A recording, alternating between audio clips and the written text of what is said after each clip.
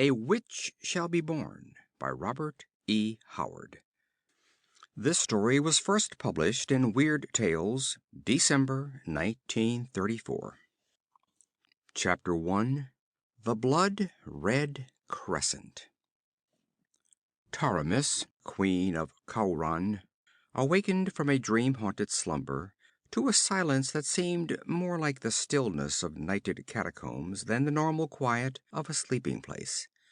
She lay staring into the darkness, wondering why the candles in their golden candelabra had gone out.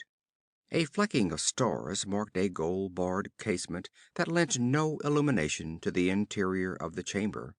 But as Taramis lay there, she became aware of a spot of radiance glowing in the darkness before her. She watched, puzzled.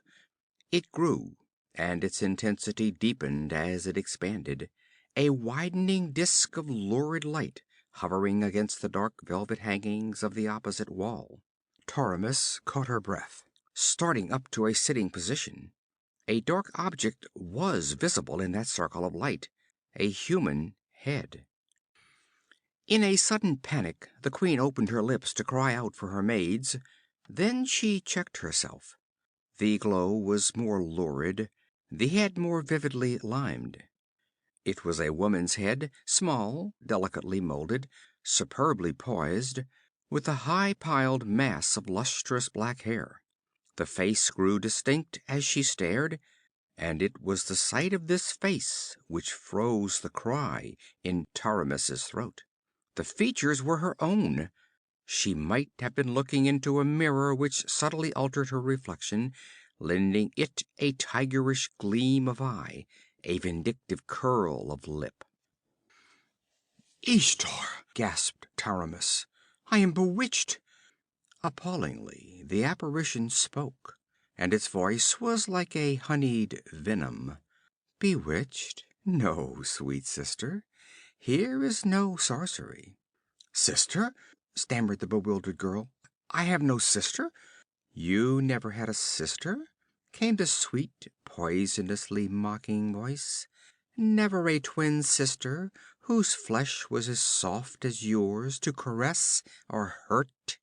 "Why, once I had a sister," answered Taramis, still convinced that she was in the grip of some sort of nightmare. "But she died." The beautiful face in the disk was convulsed with the aspect of a fury. So hellish became its expression that Taramis, cowering back, half expected to see snaky locks writhe hissing about the ivory brow. "You lie!" The accusation was spat from between the snarling red lips. "She did not die! Fool! Oh, enough of this mummery! Look, and let your sight be blasted." Light ran suddenly along the hangings like flaming serpents, and incredibly the candles in the golden sticks flared up again. Taramis crouched on her velvet couch, her lithe legs flexed beneath her, staring wide-eyed at the pantherish figure which poised mockingly before her. It was as if she gazed upon another Taramis, identical with herself in every contour of feature and limb, yet animated by an alien and evil personality. The face of this stranger waif reflected the opposite of every characteristic the countenance of the queen denoted. Lust and mystery sparkled in her scintillating eyes. Cruelty lurked in the curl of her full red lips. Each movement of her supple body was subtly suggestive. Her coiffure imitated that of the queen's. On her feet were gilded sandals, such as Taramis wore in her boudoir. The sleeveless, low-necked silk tunic, girdled at the waist with a cloth of gold cincture, was a duplicate of the queen's night garment. "Who are you?" gasped Taramis, an icy chill she could not explain creeping along her spine. "Explain your presence before I call my ladies-in-waiting to summon the guard." "Scream until the roof beams crack," callously answered the stranger.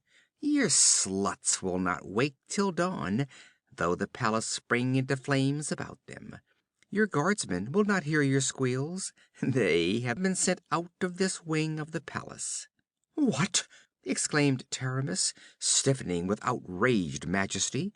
"Who dared give my guardsmen such a command?" "I did, sweet sister," sneered the other girl. "A little while ago, before I entered. They thought it was their darling, adored queen. Ha! How beautifully I acted the part! With what imperious dignity, softened by womanly sweetness, did I address the great louts who knelt in their armor and plumed helmets!" Taramis felt as if a stifling net of bewilderment were being drawn about her. "Who are you?" she cried desperately. "What madness is this? Why do you come here?" "Who am I?" There was the spite of a she-cobra's hiss in the soft response. The girl stepped to the edge of the couch, grasped the queen's white shoulders with fierce fingers, and bent to glare full into the startled eyes of Taramis. And under the spell of that hypnotic glare, the queen forgot to resent the unprecedented outrage of violent hands laid on regal flesh. "Fool!" gritted the girl between her teeth. "Can you ask? Can you wonder? I am Salome." "Salome?" Taramis breathed the word, and the hairs prickled on her scalp as she realized the incredible, numbing truth of the statement. "I thought you died within the hour of your birth," she said feebly. "So thought many," answered the woman who called herself Salome. "They carried me into the desert to die, damn them! I, a mewing, puling babe whose life was so young it was scarcely the flicker of a candle. And do you know why they bore me forth to die?" "I I have heard the story," faltered Taramis. Salome laughed fiercely and slapped her bosom. The low-necked tunic left the upper parts of her firm breasts bare, and between them there shone a curious mark, a crescent red as blood. "The mark of the witch!" cried Taramis, recoiling. Aye, Salome's laughter was dagger-edged with hate. "The curse of the kings of Coran. Aye, they tell the tale in the marketplaces, with wagging beards and rolling eyes, the pious fools.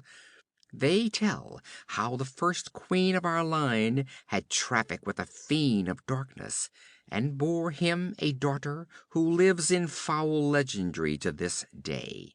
And thereafter in each century a girl baby was born into the Oscuran dynasty, with a scarlet half moon between her breasts that signify her destiny.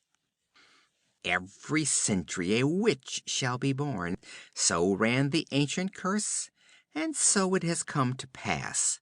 Some were slain at birth, as they sought to slay me. Some walked the earth as witches, proud daughters of Coran, with the moon of hell burning upon their ivory bosoms. Each was named Salome. I, too, am Salome. It was always Salome the witch.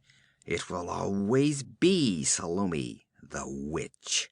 Even when the mountains of ice have roared down from the pole and ground the civilizations to ruin, and a new world has risen from the ashes and dust, even then there shall be Salomes to walk the earth, to trap men's hearts by their sorcery, to dance before the kings of the world, to see the heads of the wise men fall at their pleasure.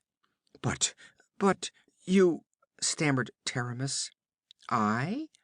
The scintillating eyes burned like dark fires of mystery. "They carried me into the desert, far from the city, and laid me naked on the hot sand under the flaming sun.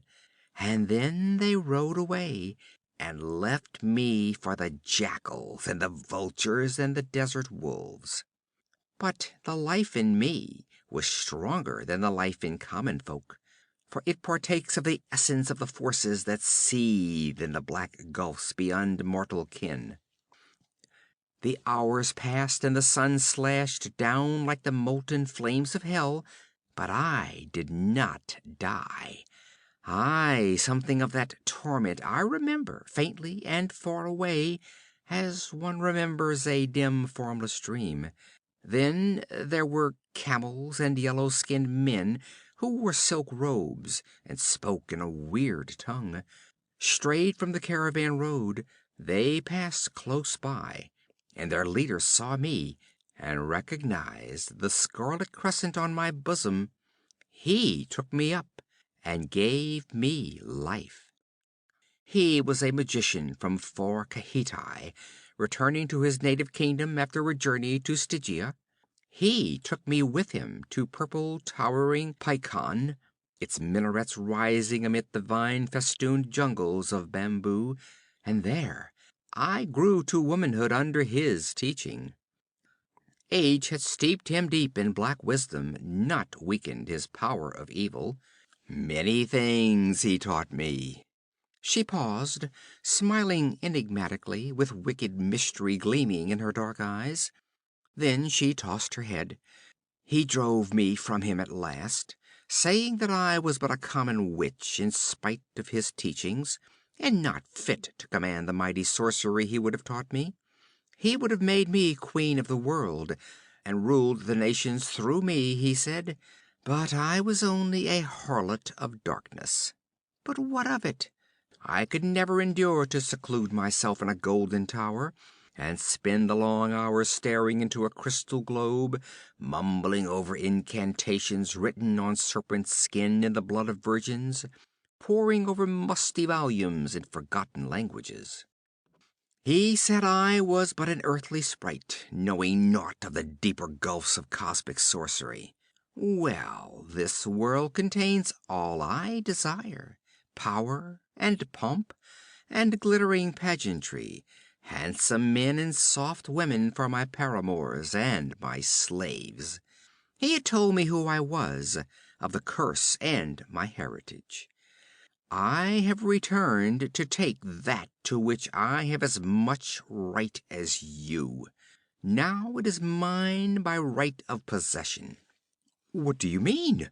Taramis sprang up and faced her sister, stung out of her bewilderment and fright.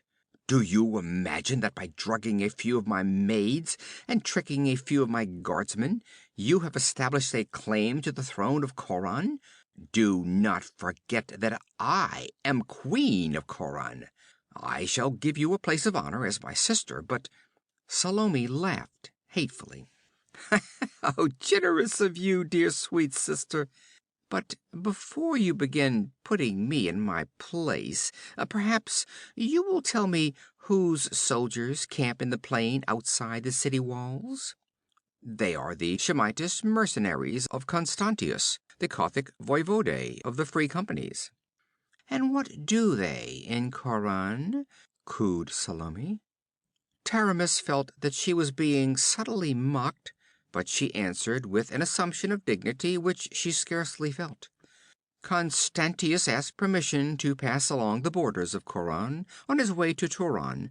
He himself is hostage for their good behavior as long as they are within my domains.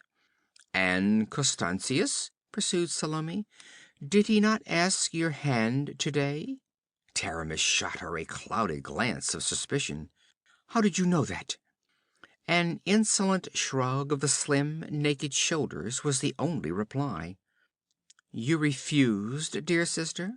Certainly I refused, exclaimed Taramis angrily. Do you, an Askurian princess yourself, suppose that the Queen of Coran would treat such a proposal with anything but disdain? Wed a bloody-handed adventurer, a man exiled from his own kingdom because of his crimes, and the leader of organized plunderers and hired murderers? I should never have allowed him to bring his black-bearded slayers into Coran, but he is virtually a prisoner in the South Tower, guarded by my soldiers. Tomorrow I shall bid him order his troops to leave the kingdom. He himself shall be kept captive until they are over the border. Meantime, my soldiers man the walls of the city, and I have warned him that he will answer for any outrages perpetrated on the villagers or shepherds by his mercenaries." "He is confined in the South Tower?" asked Salome. "That is what I said. Why do you ask?" For answer, Salome clapped her hands and, lifting her voice, with a gurgle of cruel mirth in it, called, "The queen grants you an audience, Falcon." A gold arabesqued door opened, and a tall figure entered the chamber, at the sight of which Taramis cried out in amazement and anger, "Constantius, you dare enter my chamber?" "As you see, your majesty." He bent his dark, hawk-like head in mock humility. Constantius, whom men called Falcon, was tall, broad-shouldered, slim-waisted, lithe and strong as pliant steel. He was handsome in an aquiline, ruthless way. His face was burnt dark by the sun, and his hair, which grew far back from his high, narrow forehead, was black as a raven. His dark eyes were penetrating and alert, the hardness of his thin lips not softened by his thin black mustache. His boots were of Cordovan leather, his hose and doublet of plain dark silk, tarnished with the wear of the camps and the stains of armor rust. Twisting his mustache, he let his gaze travel up and down the shrinking queen with an effrontery that made her wince.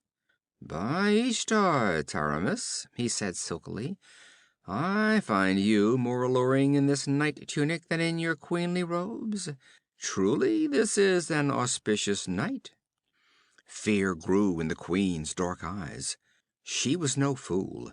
She knew that Constantius would never dare this outrage unless he was sure of himself. "You are mad," she said. "If I am in your power in this chamber, you are no less in the power of my subjects, who will rend you to pieces if you touch me. Go at once, if you would live." Both laughed mockingly, and Salome made an impatient gesture. "Enough of this farce. Let us on to the next act of this comedy. Listen, dear sister. It was I who sent Constantius here. When I decided to take the throne of Conan, I cast about for a man to aid me, and chose the Falcon, because of his utter lack of all characteristics men call good." "I am overwhelmed, princess," murmured Constantius sardonically, with a profound bow. "I sent him to Coran, and once his men were camped in the plains outside, and he was in the palace, I entered the city by that small gate in the west wall. The fools guarding it thought it was you returning from some nocturnal adventure." "You hellcat!" Taramis's cheeks flamed, and her resentment got the better of her regal reserve. Salome smiled hardly. They were properly surprised and shocked, but admitted me without question. I entered the palace the same way and gave the order to the surprised guards that sent them marching away, as well as the men who guarded Constantius in the South Tower. Then I came here, attending to the ladies in waiting on the way." Taramis's fingers clenched and she paled.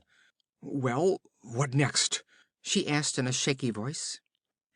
"Listen." Salome inclined her head. Faintly through the casement there came the clank of marching men in armor. Gruff voices shouted in an alien tongue, and cries of alarm mingled with the shouts. "The people awaken and grow fearful," said Constantius sardonically. "You had better go and reassure them, Salome." "Call me Taramis," answered Salome. "We must become accustomed to it." "What have you done?" cried Taramis. "What have you done?" "I have gone to the gates and ordered the soldiers to open them," answered Salome. "They were astounded, but they obeyed. That is the Falcon's army you hear marching into the city." "You devil!" cried Taramis. "You have betrayed my people in my guise. You have made me seem a traitor. Oh, I shall go to them." With a cruel laugh, Salome caught her wrist and jerked her back. The magnificent suppleness of the queen was helpless against the vindictive strength that steeled Salome's slender limbs. "You know how to reach the dungeons from the palace, Constantius?" said the witch girl. "Good. Take this spitfire and lock her into the strongest cell. The jailers are all sound and drugged to sleep. I saw to that. Send a man to cut their throats before they awaken. None must ever know what has occurred tonight. Thenceforward I am Taramis, and Taramis is a nameless prisoner in an unknown dungeon." Constantius smiled with a glint of strong white teeth under his thin mustache. "Very good, but you would not deny me a little amusement first?" "Not I. Tame the scornful hussy as you will." With a wicked laugh, Salome flung her sister into the Kothian's arms and turned away through the door that opened into the outer corridor. Fright widened Taramis's lovely eyes, her supple figure rigid and straining against Constantius's embrace. She forgot the men marching in the streets, forgot the outrage to her queenship in the face of the menace to her womanhood. She forgot all sensation but terror and shame as she faced the complete cynicism of Constantius's burning, mocking eyes, felt his hard arms crushing her writhing body. Salome, hurrying along the corridor outside, smiled spitefully as a scream of despair and agony rang shuddering through the palace. End of chapter 1. Chapter 2. The Tree of Death. The young soldier's hose and shirt were smeared with dried blood, wet with sweat, and gray with dust. Blood oozed from the deep gash in his thigh, from the cuts on his breast and shoulder. Perspiration glistened on his livid face, and his fingers were knotted in the cover of the divan on which he lay. Yet his words reflected mental suffering that outweighed physical pain. "She must be mad," he repeated again and again, like one still stunned by some monstrous and incredible happening. "It's like a nightmare. Taramis, whom all Khauran loves, betraying her people to that devil from Koth. Oh, Ishtar, why was I not slain? Better die than live to see our queen turn traitor and harlot." "Lie still, Valerius," begged the girl, who was washing and bandaging his wounds with trembling hands. "Oh, please, lie still, darling. You will make your wounds worse. I dared not summon a leech." "No," muttered the wounded youth. "Constantius's blue-bearded devils will be searching the quarters for wounded Khaurani. They'll hang every man who has wounds to show he fought against them. Oh, Taramis, how could you betray the people who worshipped you?"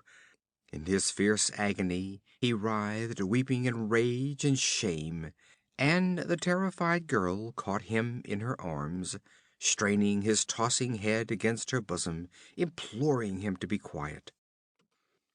"Better death than the black shame that has come upon Khauran this day," he groaned. "Did you see it, Ivga?" "No, Valerius." Her soft, nimble fingers were again at work, gently cleaning and closing the gaping edges of his raw wounds. "I was awakened by the noise of fighting in the streets. I looked out a casement and saw the Shemites cutting down people. Then presently I heard you calling me faintly from the alley door." "I had reached the limits of my strength," he muttered. "I fell in the alley and could not rise. I knew they'd find me soon if I lay there. I killed 3 of the blue-bearded beasts, by Ishtar. They'll never swagger through Khauran's streets, by the gods. The fiends are tearing their hearts in hell." The trembling girl crooned soothingly to him, as to a wounded child, and closed his panting lips with her own cool, sweet mouth. But the fire that raged in his soul would not allow him to lie silent. "I was not on the wall when the Shemites entered," he burst out. "I was asleep in the barracks with the others, not on duty. It was just before dawn when our captain entered, and his face was pale under his helmet. "The Shemites are in the city," he said. "The queen came to the southern gate and gave orders that they should be admitted. She made the men come down from the walls, where they'd been on guard since Constantius entered the kingdom. I don't understand it, and neither does anyone else. But I heard her give the order, and we obeyed, as we always do. We are ordered to assemble in the square before the palace, form ranks outside the barracks, and march. Leave your arms and armor here. Ishtar knows what this means, but it is the queen's order." Well, when we came to the square, the Shemites were drawn up on foot opposite the palace. 10,000 of the blue-bearded devils, fully armed, and people's heads were thrust out of every window and door on the square. The streets leading into the square were thronged by bewildered folk. Taramis was standing on the steps of the palace, alone except for Constantius, who stood stroking his mustache like a great lean cat who has just devoured a sparrow. But 50 Shemites with bows in their hands were ranged below them. That's where the queen's guard should have been, but they were drawn up at the foot of the palace stair, as puzzled as we, though they had come fully armed in spite of the queen's order. Taramis spoke to us then, and told us that she had reconsidered the proposal made her by Constantius, why only yesterday she threw it in his teeth in open court, and that she had decided to make him her royal consort. She did not explain why she had brought the Shemites into the city so treacherously, but she said that as Constantius had control of a body of professional fighting men, the army of Conan would no longer be needed, and therefore she disbanded it and ordered us to go quietly to our homes. Why, obedience to our queen is second nature to us, but we were struck dumb and found no word to answer. We broke ranks almost before we knew what we were doing, like men in a daze. But when the palace guard was ordered to disarm likewise and disband, the captain of the guard, Conan, interrupted. Men said he was off duty the night before and drunk, but he was wide awake now. He shouted to the guardsmen to stand as they were until they received an order from him, and such is his dominance of his men that they obeyed in spite of the queen.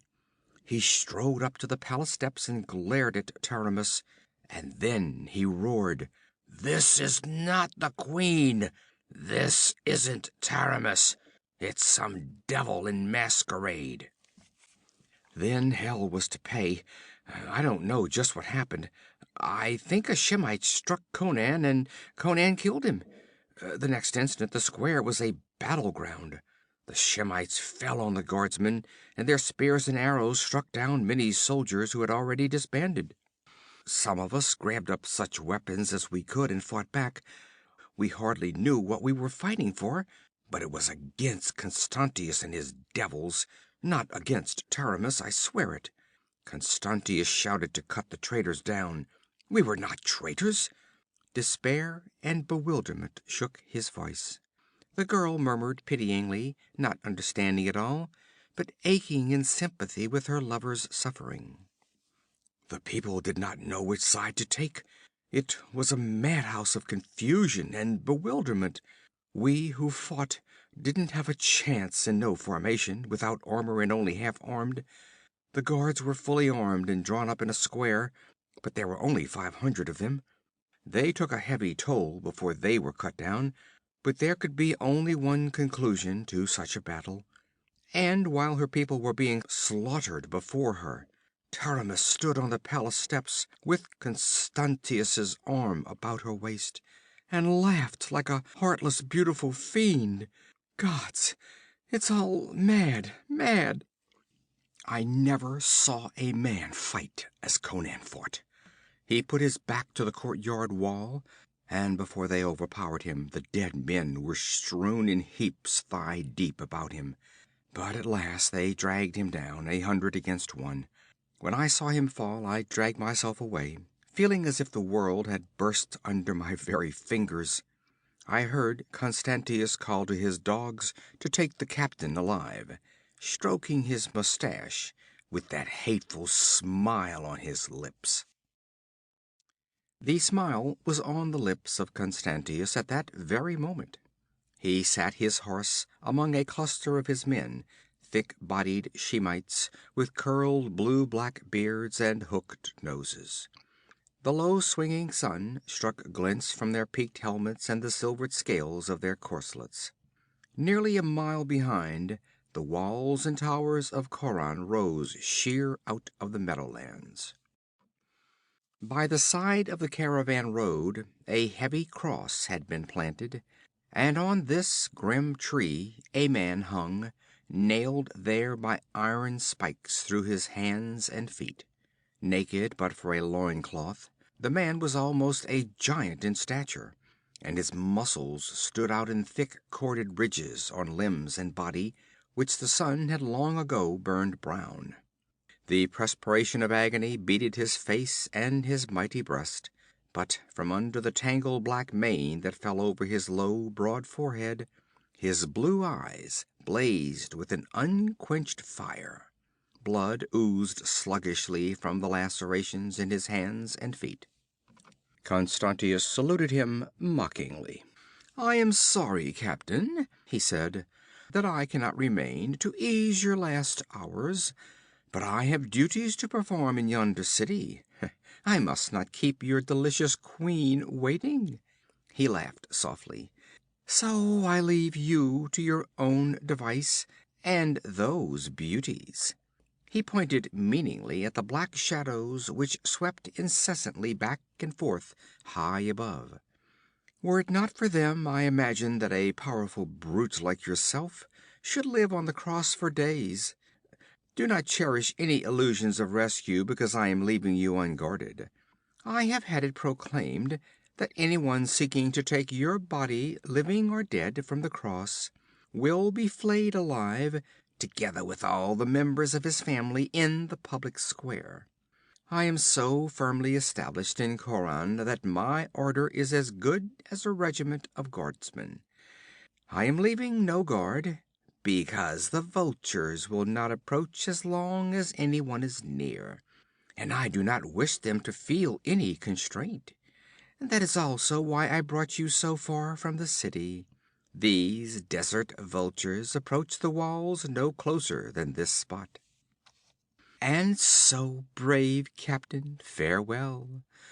I will remember you when, in an hour, Taramis lies in my arms." Blood started afresh from the pierced palms as the victim's mallet-like fists clenched convulsively on the spike-heads.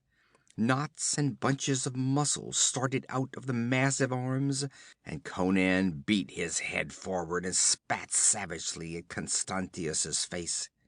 The voivode laughed coldly, wiped the saliva from his gorget, and reined his horse about. "Remember me when the vultures are tearing at your living flesh," he called mockingly. "The desert scavengers are a particularly voracious breed. I have seen men hang for hours on a cross, eyeless, earless, and scalpless, before the sharp beaks had eaten their way into their vitals." Without a backward glance he rode toward the city, a supple, erect figure gleaming in his burnished armor, his stolid, bearded henchman jogging beside him. A faint rising of dust from the worn trail marked their passing. The man hanging on the cross was the one touch of sentient life in a landscape that seemed desolate and deserted in the late evening. Coran, less than a mile away, might have been on the other side of the world and existing in another age. Shaking the sweat out of his eyes, Conan stared blankly at the familiar terrain. On either side of the city and beyond it stretched the fertile meadowlands, with cattle browsing in the distance where fields and vineyards checkered the plain. The western and northern horizons were dotted with villages, miniature in the distance. A lesser distance to the southeast, a silvery gleam marked the course of a river, and beyond that river sandy desert began abruptly to stretch away and away beyond the horizon. Conan stared at that expanse of empty waste shimmering tawnily in the late sunlight as a trapped hawk stares at the open sky. A revulsion shook him when he glanced at the gleaming towers of Conan. The city had betrayed him, trapped him into circumstances that left him hanging to a wooden cross like a hare nailed to a tree. A lust for vengeance swept away the thought. Curses ebbed fitfully from the man's lips. All his universe contracted, focused, became incorporated in the four iron spikes that held him from life and freedom. His great muscles quivered, knotting like iron cables. With the sweat starting out of his graying skin, he sought to gain leverage to tear the nails from the wood. It was useless. They had been driven deep. Then he tried to tear his hands off the spikes, and it was not the knifing, abysmal agony that finally caused him to cease his efforts, but the futility of it. The spike heads were broad and heavy. He could not drag them through the wounds. A surge of helplessness shook the giant for the first time in his life. He hung motionless, his head resting on his breast, shutting his eyes against the aching glare of the sun. A beat of wings caused him to look, just as a feathered shadow shot down out of the sky. A keen beak, stabbing at his eyes, cut his cheek, and he jerked his head aside, shutting his eyes involuntarily. He shouted, a croaking, desperate shout of menace, and the vultures swerved away and retreated, frightened by the sound. They resumed their wary circling above his head. Blood trickled over Conan's mouth, and he licked his lips involuntarily, spat at the salty taste. Thirst assailed him savagely. He had drunk deeply of wine the night before, and no water had touched his lips since the battle in the square that dawn. And killing was thirsty, salt, sweaty work. He glared at the distant river as a man in hell glares through the opened grill.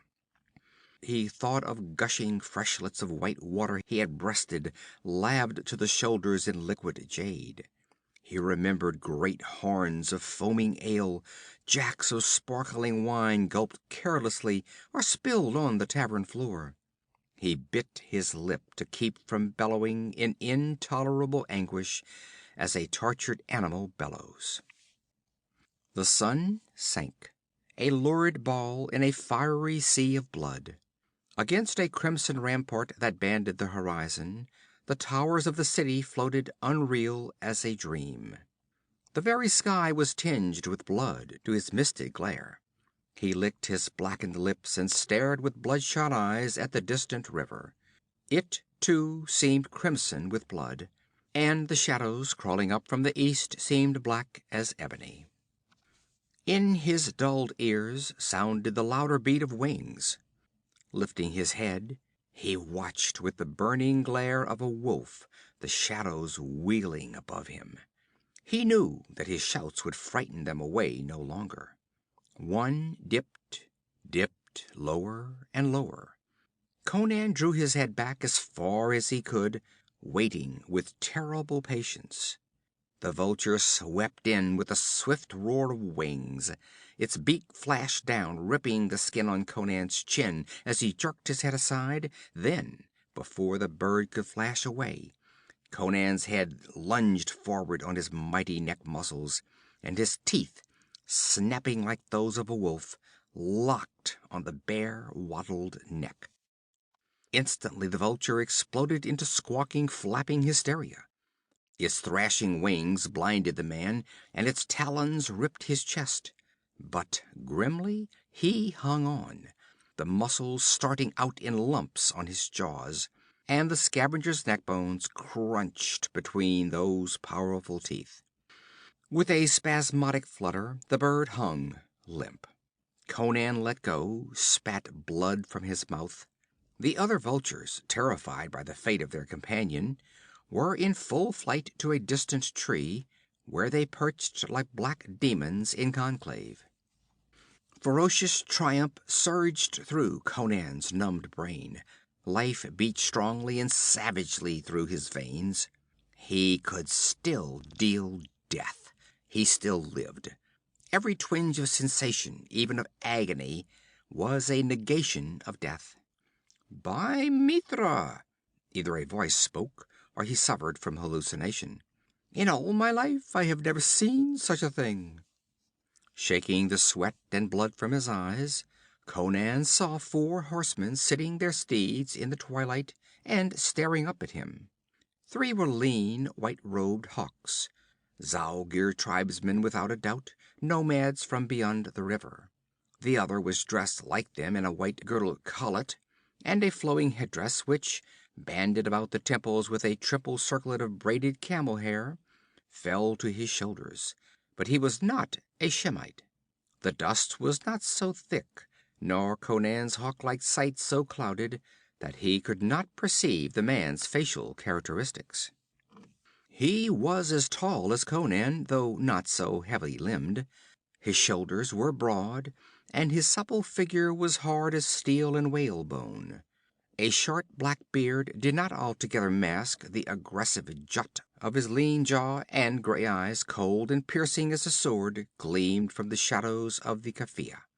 Quieting his restless steed with a quick, sure hand, this man spoke. By Mitra, I should know this man. Aye. It was the guttural accents of a Zuagir. It is the Cimmerian who was captain of the Queen's Guard. She must be casting off all her old favorites, muttered the rider.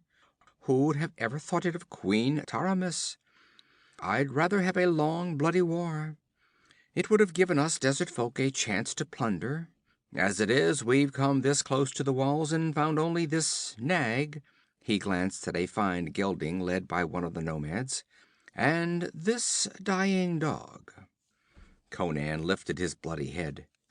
If I could come down from this beam, I'd make a dying dog out of you, you Zaporoskan thief, he rasped through blackened lips. Mitra, the knave knows me, exclaimed the other. How knave do you know me? There's only one of your breed in these parts, muttered Conan. You are Olgerg Vladislav, the outlaw chief. Aye, and once a hetman of the Kozaki of the Zaporoskan River, as you have guessed. Would you like to live? Only a fool would ask that question, panted Conan. I am a hard man, said Olgerd, and toughness is the only quality I respect in a man. I shall judge if you are a man or only a dog after all, fit only to lie here and die. If we cut him down, he may be seen from the walls, objected one of the nomads. Olgerd shook his head. The dusk is deep. Here, take this axe, Jebal, and cut down the cross at the base. If it falls forward, it will crush him, objected Jebal. I can cut it so it will fall backwards, but then the shock of the fall may crack his skull and tear loose all his entrails. If he's worthy to ride with me, he'll survive it, answered Olgerd imperturbably. If not, then he doesn't deserve to live. Cut. The first impact of the battle axe against the wood and its accompanying vibrations sent lances of agony through Conan's swollen feet and hands. Again and again the blade fell, and each stroke reverberated on his bruised brain, setting his tortured nerves aquiver. But he set his teeth and made no sound. The axe cut through. The cross reeled on its splintered base and toppled backward. Conan made his whole body a solid knot of iron-hard muscle, jammed his head back hard against the wood, and held it rigid there. The beam struck the ground heavily and rebounded slightly. The impact tore his wounds and dazed him for an instant. He fought the rushing tide of blackness, sick and dizzy, but realized that the iron muscles that sheathed his vitals had saved him from permanent injury.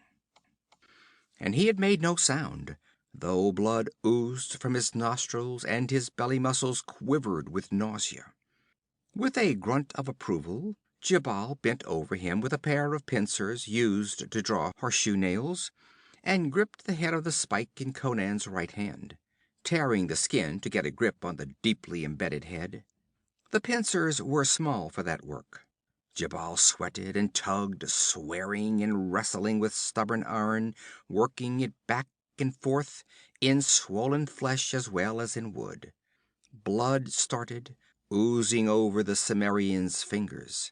He lay so still he might have been dead, except for the spasmodic rise and fall of his great chest. The spike gave way, and Jabal held up the blood-stained thing with a grunt of satisfaction, then flung it away and bent over the other. The process was repeated, and then Jabal turned his attention to Conan's skewered feet. But the Cimmerian, struggling up to a sitting position, wrenched the pincers from his fingers and sent him staggering backward with a violent shove. Conan's hands were swollen to almost twice their normal size. His fingers felt like misshapen thumbs, and closing his hands was an agony that brought blood streaming from under his grinding teeth.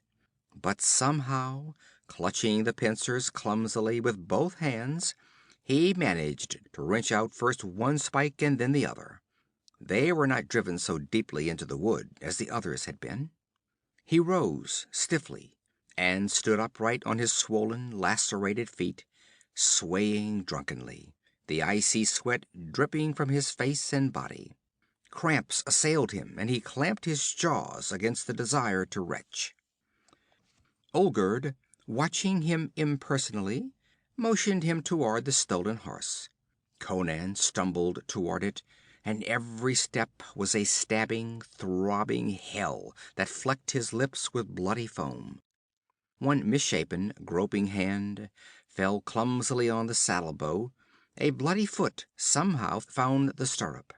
Setting his teeth, he swung up, and he almost fainted in midair. But he came down in the saddle, and as he did so, Olgerd struck the horse sharply with his whip. The startled beast reared, and the man in the saddle swayed and slumped like a sack of sand almost unseated. Conan had wrapped a rein about each hand, holding it in place with a clamping thumb. Drunkenly, he exerted the strength of his knotted biceps, wrenching the horse down. It screamed, its jaw almost dislocated. One of the Shemites lifted a water flask questioningly. Olgerd shook his head. "Let him wait until we get to camp. It's only 10 miles. If he's fit to live in the desert, he'll live that long without a drink." The group rode like swift ghosts toward the river. Among them Conan swayed like a drunken man in the saddle, bloodshot eyes glazed, foam drying on his blackened lips. End of chapter 2. Chapter 3. A letter to Nemedia.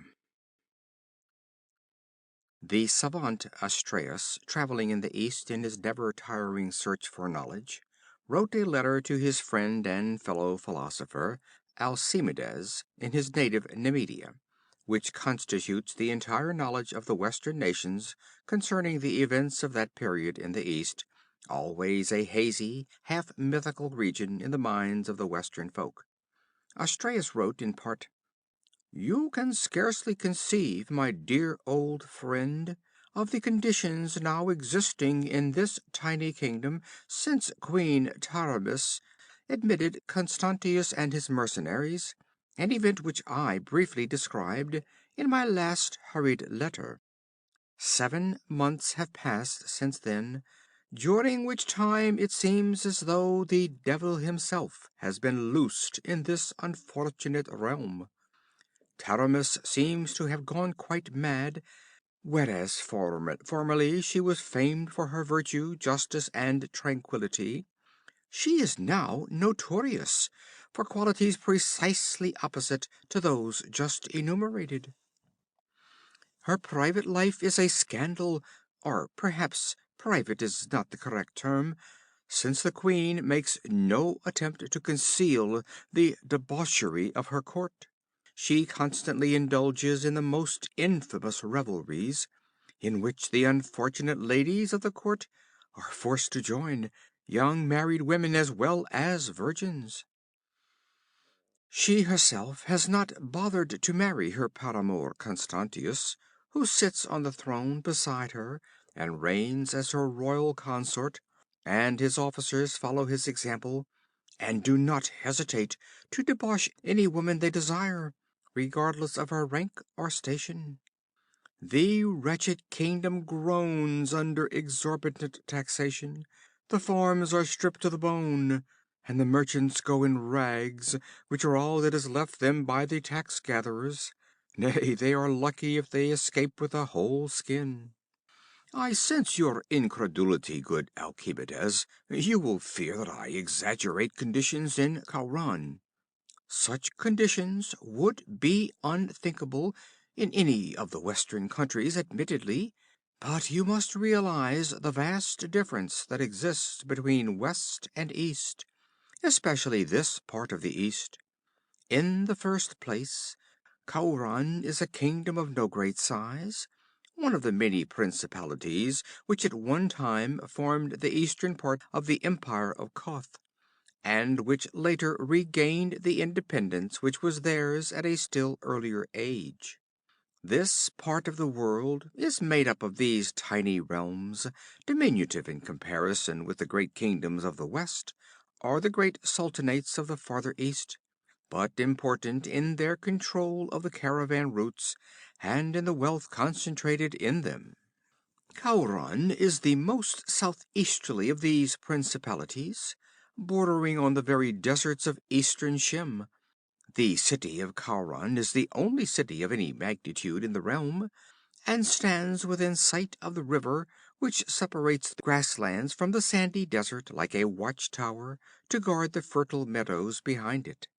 The land is so rich that it yields 3 and 4 crops a year, and the plains north and west of the city are dotted with villages. To one accustomed to the great plantations and stock farms of the West, it is strange to see these tiny fields and vineyards, yet wealth in grain and fruit pours from them as from a horn of plenty. The villagers are agriculturists, nothing else. Of a mixed aboriginal race, they are unwarlike, unable to protect themselves, and forbidden the possession of arms. Dependent wholly upon the soldiers of the city for protection, they are helpless under the present conditions. So the savage revolt of the rural sections, which would be a certainty in any Western nation, is here impossible.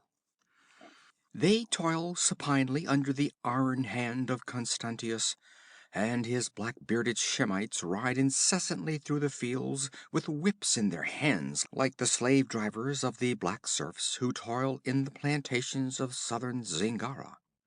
Nor do the people of the city fare any better. Their wealth is stripped from them, their fairest daughters taken to glut the insatiable lust of Constantius and his mercenaries. These men are utterly without mercy or compassion, possessed of all the characteristics our armies learned to abhor in our wars against the Shemitish allies of Argos: inhuman cruelty, lust, and wild beast ferocity.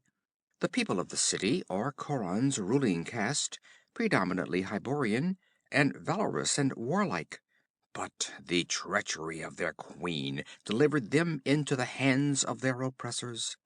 The Shemites are the only armed force in Khauran, and the most hellish punishment is inflicted on any Khauranite found possessing weapons.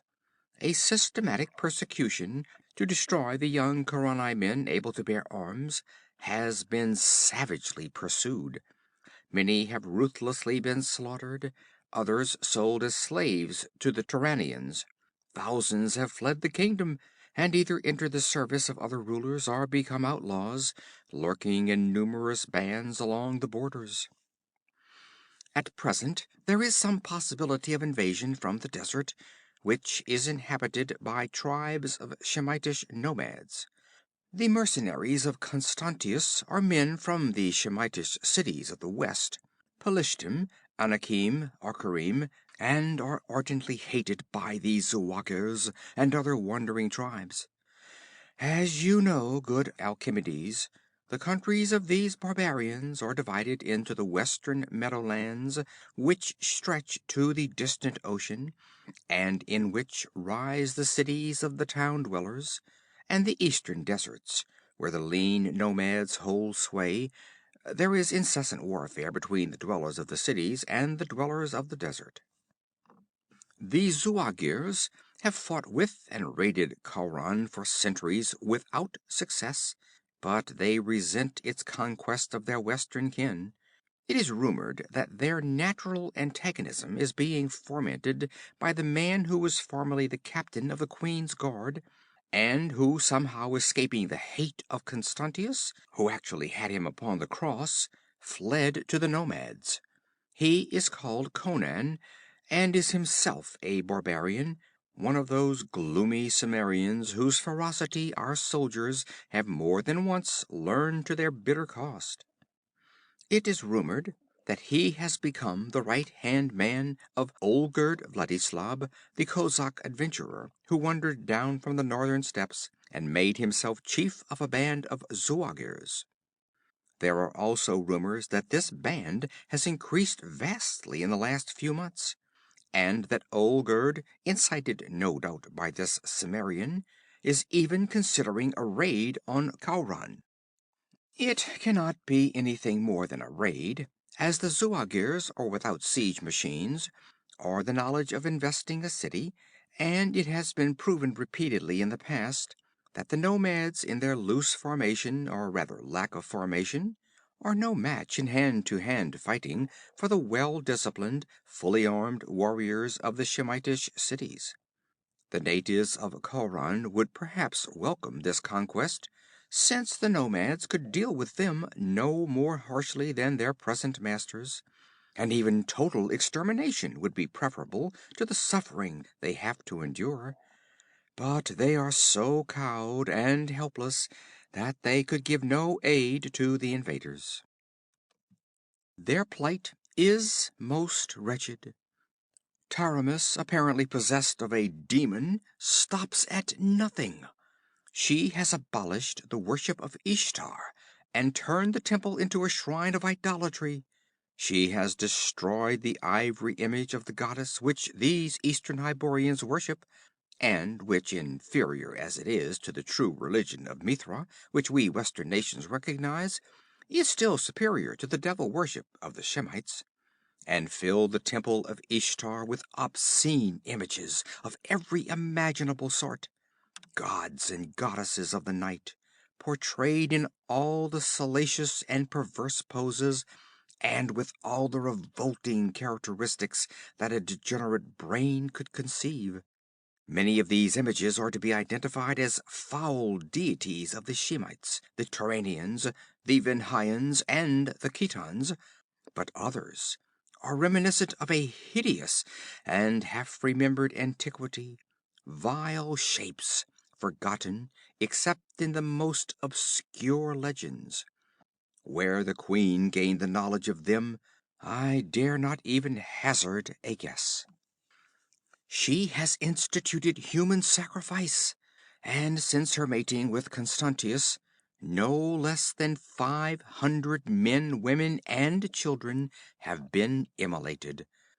Some of these have died on the altar she has set up in the temple, herself wielding the sacrificial dagger, but most have met a more horrible doom.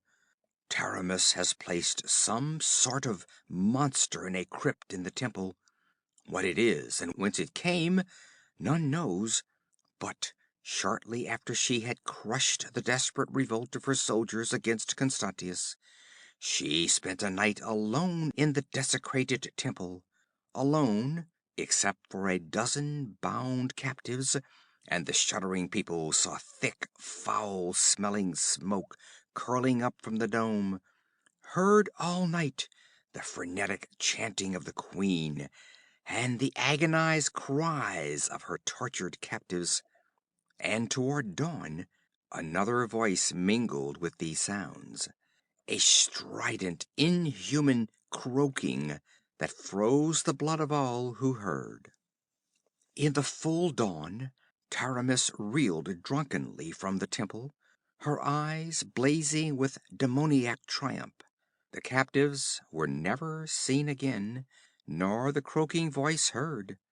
But there is a room in the temple into which no one ever goes but the queen, driving a human sacrifice before her, and this victim is never seen again. All know that in that grim chamber lurks some monster from the black night of ages, which devours the shrieking humans Taramis delivers up to it. I can no longer think of her as a mortal woman, but as a rabid she-fiend, crouching in her blood-fouled lair amongst the bones and fragments of her victims, with taloned crimsoned fingers. That the gods allow her to pursue her awful course unchecked almost shakes my faith in divine justice.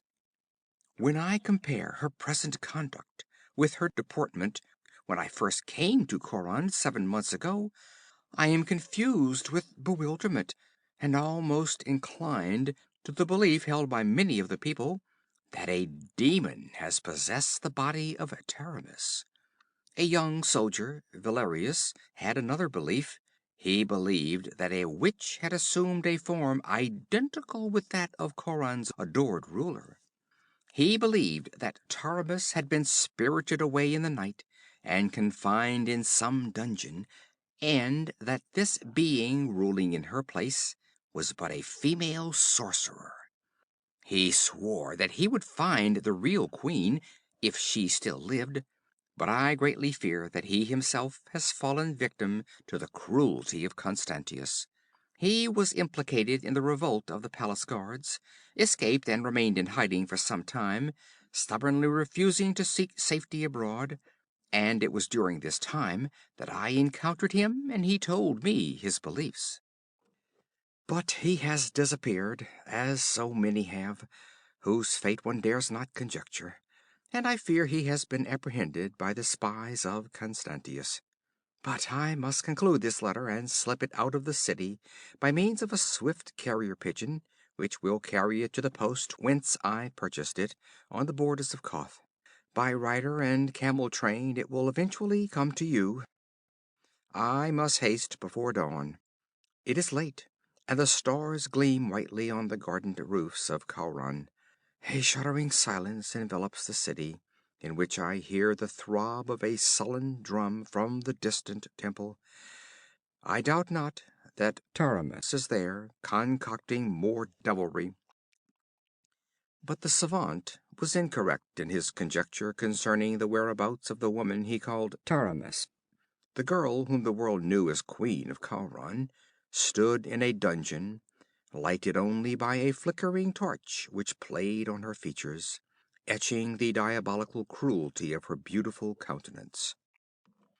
On the bare stone floor before her crouched a figure whose nakedness was scarcely covered with tattered rags. This figure Salome touched contemptuously with the upturned toe of her gilded sandal, and smiled vindictively as her victim shrank away. "You do not love my caresses, sweet sister?"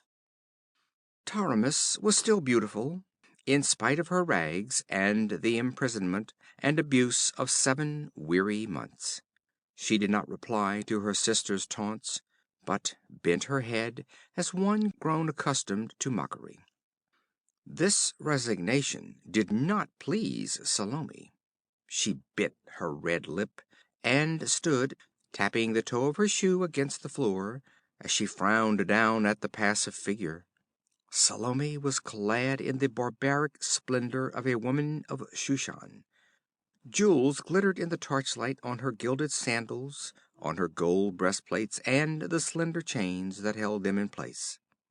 Gold anklets clashed as she moved. Jeweled bracelets weighted her bare arms. Her tall coiffure was that of a Shemitish woman, and jade pendants hung from gold hoops in her ears, flashing and sparkling with each impatient movement of her haughty head. A gem-crusted girdle supported a silk shirt so transparent that it was in the nature of a cynical mockery of convention. Suspended from her shoulders and trailing down her back hung a darkly scarlet cloak, and this was thrown carelessly over the crook of one arm and the bundle that arm supported. Salome stooped suddenly, and with her free hand grasped her sister's disheveled hair and forced back the girl's head to stare into her eyes. Taramis met that tigerish glare without flinching. "You are not so ready with your tears as formerly, sweet sister," muttered the witch girl. "You shall wring no more tears from me," answered Taramis. "Too often have you reveled in the spectacle of the Queen of Khauran sobbing for mercy on her knees. I know that you have spared me only to torment me. That is why you have limited your tortures to such torments as neither slay nor permanently disfigure. But I fear you no longer. You have strained out the last vestige of hope, fright, and shame from me. Slay me and be done with it, for I have shed my last tear for your enjoyment, you she-devil from hell." "You flatter yourself, my dear sister," purred Salome. "So far it is only your handsome body that I have caused to suffer, only your pride and self-esteem that I have crushed. You forget that, unlike myself, you are capable of mental torment. I have observed this when I have regaled you with narratives concerning the comedies I have enacted with some of your stupid subjects. But this time I have brought more vivid proof of these farces. Did you know that Krallides, your faithful counselor, had come skulking back from Turan and been captured?" Taramis turned pale. "What? What have you done to him?" For answer, Salome drew the mysterious bundle from under her cloak. She shook off the silken swathings and held it up. The head of a young man, the features frozen in a convulsion as if death had come in the midst of inhuman agony. Taramis cried out as if a blade had pierced her heart. "Oh, Ishtar! Krallides!" "Aye. He was seeking to stir up the people against me, poor fool, telling them that Conan spoke the truth when he said I was not Taramis. How would the people rise against the falcon's Shemites? With sticks and pebbles? Bah! Dogs are eating his headless body in the marketplace, and this foul carrion shall be cast into the sewer to rot." "How, sister?" She paused, smiling down at her victim. "Have you discovered that you still have unshed tears? Good. I reserved the mental torment for the last. Hereafter I shall show you many such sights as this."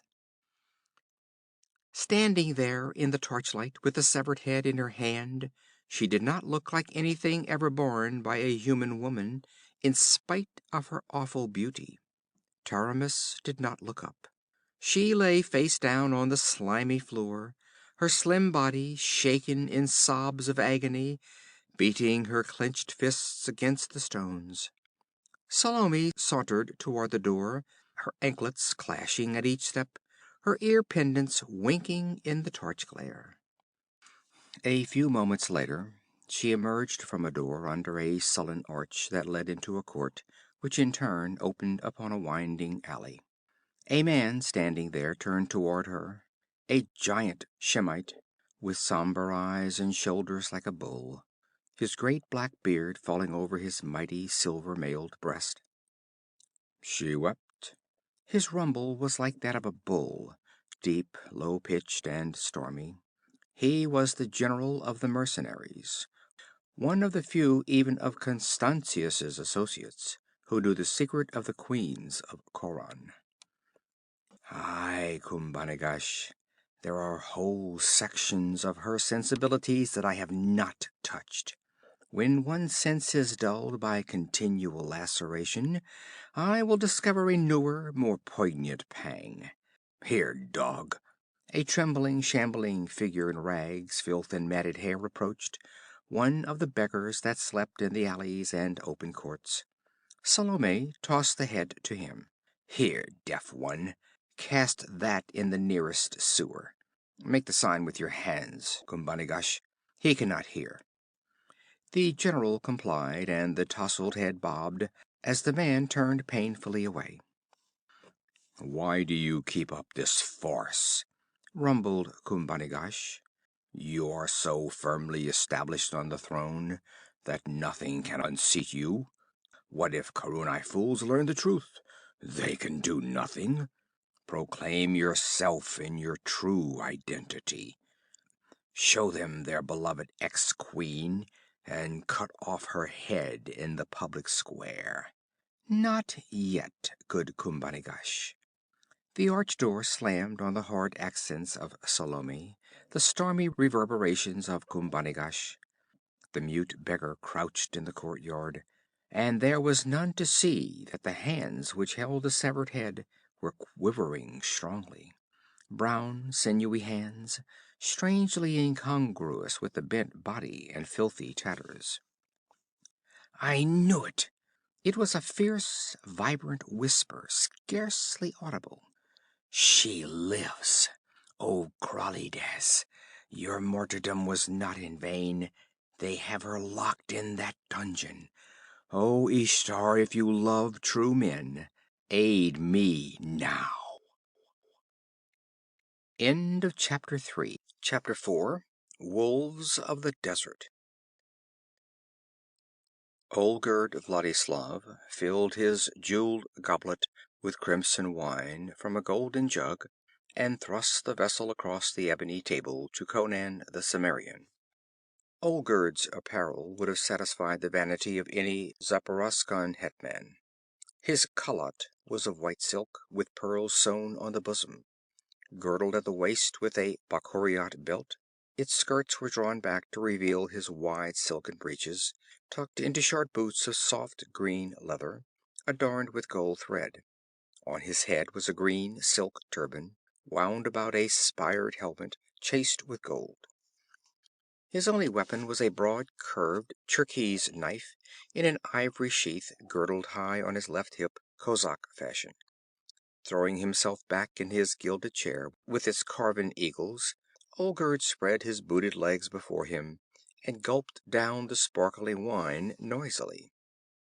To his splendor, the huge Cimmerian opposite him offered a strong contrast, with his square-cut black mane, brown scarred countenance, and burning blue eyes. He was clad in black mesh mail, and the only glitter about him was the broad gold buckle of the belt which supported his sword in its worn leather scabbard. They were alone in the silk-walled tent, which was hung with gilt-worked tapestries and littered with rich carpets and velvet cushions, the loot of the caravans. From outside came a low, incessant murmur, the sound that always accompanies a great throng of men, in camp or otherwise. An occasional gust of desert wind rattled the palm leaves. "Today in the shadow, tomorrow in the sun," quoth Olgerd, loosening his crimson girdle a trifle and reaching again for the wine jug. "That's the way of life. Once I was a hetman on the Zaporoska. Now I'm a desert chief. 7 months ago you were hanging on a cross outside Khauran. Now you're lieutenant to the most powerful raider between Turan and the western meadows. You should be thankful to me." "For recognizing my usefulness?" Conan laughed and lifted the jug. "When you allow the elevation of a man, one can be sure that you'll profit by his advancement. I've earned everything I've won with my blood and sweat." He glanced at the scars on the insides of his palms. There were scars, too, on his body, scars that had not been there 7 months ago. "You fight like a regiment of devils," conceded Olgerd. "But don't get to thinking that you've had anything to do with the recruits who swarmed in to join us. It was our success in raiding, guided by my wit, that brought them in. These nomads are always looking for a successful leader to follow, and they have more faith in a foreigner than in one of their own race. There's no limit to what we may accomplish. We have 11,000 men now. In another year we may have 3 times that number. We've contented ourselves so far with raids on the Turanian outposts and the city-states to the west. With 30 or 40,000 men, we'll raid no longer. We'll invade and conquer and establish ourselves as rulers. I'll be emperor of all Shem yet, and you'll be my vizier, so long as you carry out my orders unquestioningly. In the meantime, I think we'll ride eastward and storm that Turanian outpost at Vezek, where the caravans pay toll. Conan shook his head. I think not. Olgerd glared, his quick temper irritated. What do you mean, you think not? I do the thinking for this army. There are enough men in this band now for my purpose, answered the Cimmerian. I'm sick of waiting.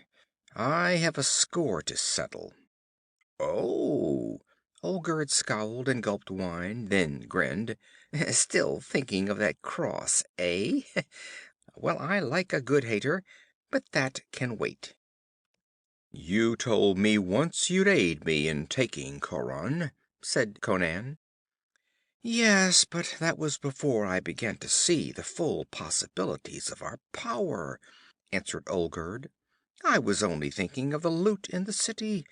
I don't want to waste our strength unprofitably. Khauran is too strong a nut for us to crack now. Maybe in a year, within the week, answered Conan, and the kozak stared at the certainty in his voice. Listen, said Olgerd, even if I were willing to throw away men on such a harebrained attempt, what could you expect? Do you think these wolves would besiege and take a city like Khauran? There'll be no siege, answered the Cimmerian. I know how to draw Constantius out into the plain. And what then? Asked Olgerd with an oath. In the arrow play, our horsemen would have the worst of it, for the armor of the Ashuri is the better, and when it came to sword strokes, their close-marshaled ranks of trained swordsmen would cleave through our loose lines and scatter our men like chaff before the wind. Not if there were 3,000 desperate Hyborian horsemen fighting in a solid wedge, such as I could teach them, answered Conan. And where would you secure 3,000 Hyborians? Asked Olgerd with vast sarcasm. Will you conjure them out of the air? I have them, answered the Cimmerian imperturbably. 3,000 men of Khauran camp at the oasis of Akrel, awaiting my orders. What? Olgerd glared like a startled wolf. Aye, men who had fled from the tyranny of Constantius. Most of them have been living the lives of outlaws in the deserts east of Khauran, and are gaunt and hard and desperate as man-eating tigers. One of them will be a match for any 3 squat mercenaries.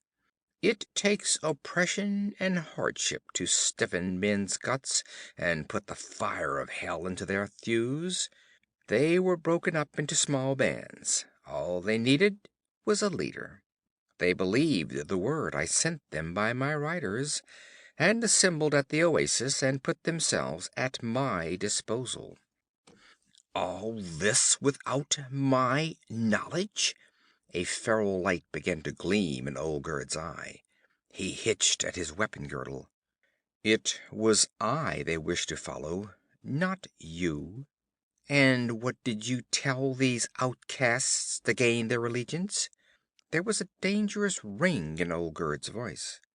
I told them that I'd use this horde of desert wolves to help them destroy Constantius and give Khauran back into the hands of its citizens. You fool, whispered Olgerd. Do you deem yourself chief already? The men were on their feet, facing each other across the ebony board, devil lights dancing in Olgerd's cold gray eyes. a grim smile on the Cimmerian's hard lips. "I'll have you torn between 4 palm trees," said the kozak calmly. "Call them in and bid them do it," challenged Conan. "See if they obey you." Baring his teeth in a snarl, Olgerd lifted his hand, then paused. There was something about the confidence in the Cimmerian's dark face that shook him. His eyes began to burn like those of a wolf. "You scum of the western hills," he muttered. "Have you dared seek to undermine my power?" "I didn't have to," answered Conan. "You lied when you said that I had nothing to do with bringing in the new recruits. I had everything to do with it. They took your orders, but they fought for me. There is not room for 2 chiefs of the Zuagirs. They know I am the stronger man. I understand them better than you, and they me, because I am a barbarian too." "And what will they say when you ask them to fight for Coran?" asked Olgerd sardonically. "They'll follow me. I promised them a camel train of gold from the palace. Coran will be willing to pay that as a guerdon for getting rid of Constantius. After that, I'll lead them against the Turanians as you have planned. They want loot, and they'd as soon fight Constantius for it as anybody." In Olgerd's eyes grew a recognition of defeat. In his red dreams of empire, he had missed what was going on about him. Happenings and events that had seemed meaningless before now flashed into his mind with their true significance, bringing a realization that Conan spoke no idle boast. The giant black mailed figure before him was the real chief of the Zuagirs. "Not if you die," murmured Olgerd, and his hand flickered toward his hilt. But quick as the stroke of a great cat, Conan's arm shot across the table and his fingers locked on Olgerd's forearm. There was a snap of breaking bones, and for a tense instant the scene held, the men facing each other as motionless as images, perspiration starting out on Olgerd's forehead. Conan laughed, never easing his grip on the broken arm. "Are you fit to live, Olgerd?" His smile did not alter as the corded muscles rippled in knotting ridges along his forearm, and his fingers ground into the kozak's quivering flesh. There was the sound of broken bones grating together, and Olgerd's face turned the color of ashes. Blood oozed from his lip where his teeth sank, but he uttered no sound. With a laugh, Conan released him and drew back, and the kozak swayed, caught the table edge with his good hand to steady himself. "I give you life, Olgerd, as you gave it to me," said Conan tranquilly. "Though it was for your own ends that you took me down from the cross. It was a bitter test you gave me then. You couldn't have endured it. Neither could anyone but a Western barbarian. Take your horse and go. It's tied behind the tent, and food and water are in the saddlebags.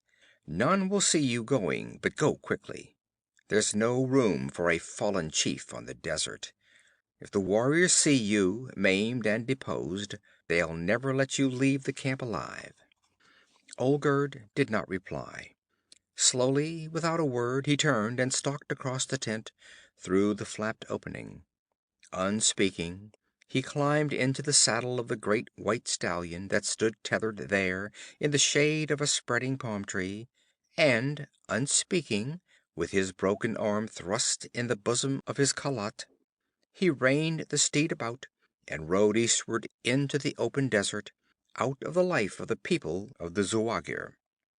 Inside the tent, Conan emptied the wine jug and smacked his lips with relish. Tossing the empty vessel into a corner, he braced his belt and strode out through the front opening, halting for a moment to let his gaze sweep over the lines of camel-hair tents that stretched before him, and the white-robed figures that moved among them, arguing, singing, mending bridles, or whetting tulwars.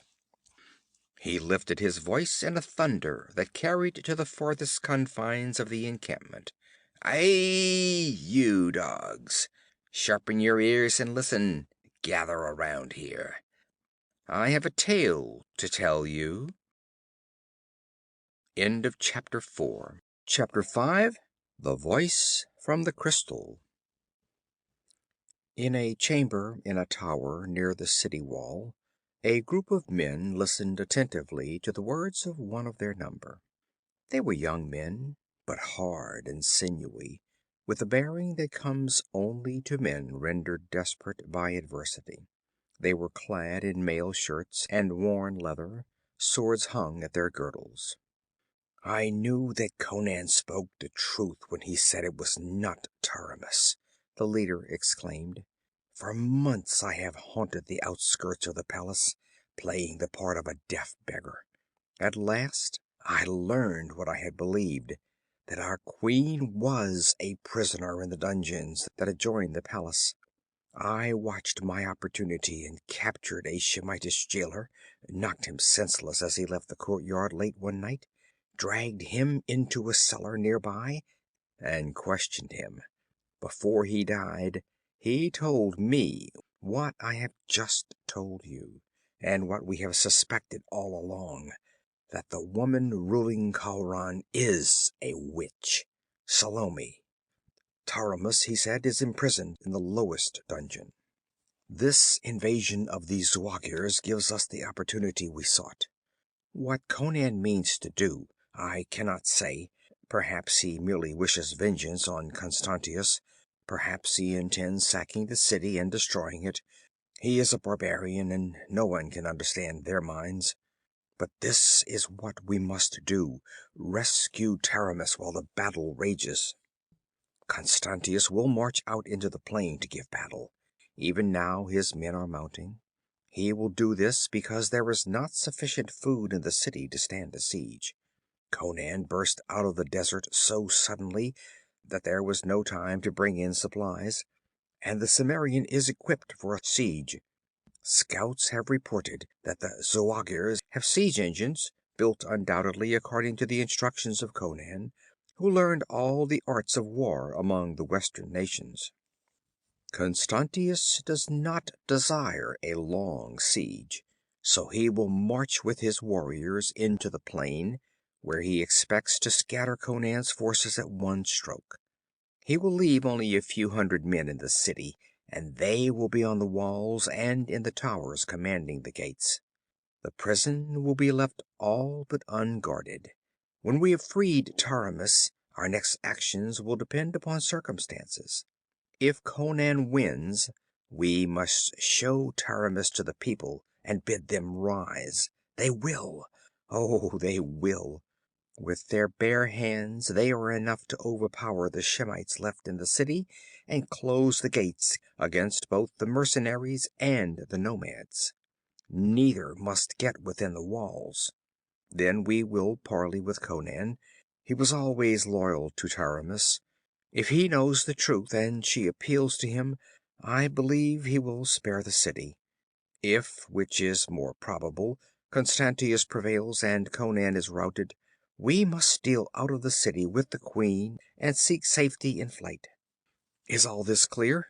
They replied with one voice. "Then let us loosen our blades and our scabbards, commend our souls to Ishtar, and start for the prison, for the mercenaries are already marching through the southern gate." This was true. The dawnlight glinted on peaked helmets, pouring in a steady stream through the broad arch, on the bright housings of the chargers. This would be a battle of horsemen, such as is possible only in the lands of the East. The riders flowed through the gates like a river of steel, somber figures in black and silver mail, with their curled beards and hooked noses, and their inexorable eyes in which glimmered the fatality of their race, the utter lack of doubt or of mercy. The streets and the walls were lined with throngs of people who watched silently these warriors of an alien race riding forth to defend their native city. There was no sound. Dully, expressionless, they watched. Those gaunt people in shabby garments, their caps in their hands. In a tower that overlooked the broad street that led to the southern gate, Salome lolled on a velvet couch, cynically watching Constantius as he settled his broad sword belt about his lean hips and drew on his gauntlets. They were alone in the chamber. Outside, the rhythmical clink of harness and shuffle of horses' hooves welled up through the gold-barred casements. "Before nightfall," quoth Constantius, giving a twirl to his thin mustache, "you'll have some captives to feed to your temple devil. Does it not grow weary of soft city-bred flesh? Perhaps it would relish the harder thews of a desert man." "Take care you do not fall prey to a fiercer beast than Thaug," warned the girl. "Do not forget who it is that leads these desert animals." "I am not likely to forget," he answered. "That is one reason why I am advancing to meet him. The dog has fought in the West and knows the art of siege. My scouts had some trouble in approaching his columns, for his outriders have eyes like hawks, but they did get close enough to see the engines he is dragging on ox-cart wheels drawn by camels. Catapults, rams, ballistas, mangonels, by Ishtar! He must have had 10,000 men working day and night for a month. Where he got the material for their construction is more than I can understand.